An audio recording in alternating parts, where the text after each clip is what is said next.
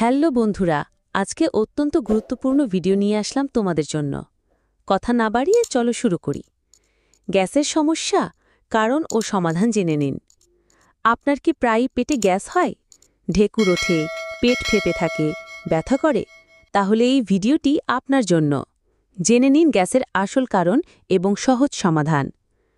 আমাদের পেটে গ্যাস হওয়ার প্রধান কারণগুলো হল অতিরিক্ত তেল মশলাযুক্ত খাবার খাওয়া, দ্রুত খাওয়া ও ভালোভাবে না চিবিয়ে খাওয়া, বেশি পরিমাণে কাঁচা শাকসবজি বা ডাল, কার্বোনেটেড ড্রিঙ্কস যেমন কোলা, সোডা, দীর্ঘ সময় খালি পেটে থাকা, টেনশন বা স্ট্রেস।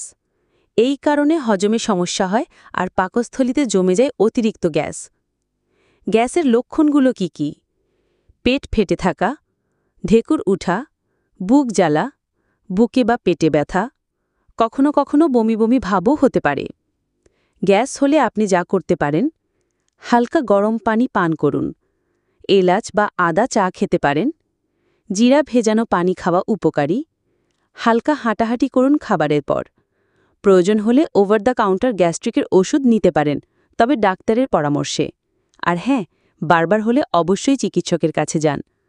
গ্যাস যাতে না হয় তার জন্য করণীয়: ফাইবারযুক্ত খাবার খান, সময়মতো খাওয়া, প্রতিদিন হাঁটা বা হালকা ব্যায়াম, কোলা, প্যাকেটজাত খাবার ও বেশি তেল মশলা এড়িয়ে চলুন। আপনার পেট ভালো তো মনও ভালো। গ্যাস নিয়ে আর চিন্তা নয়, সচেতন হলেই সমাধান। ভিডিওটি ভালো লাগলে লাইক দিন, শেয়ার করেন ও সাবস্ক্রাইব করতে ভুলবেন না। ধন্যবাদ।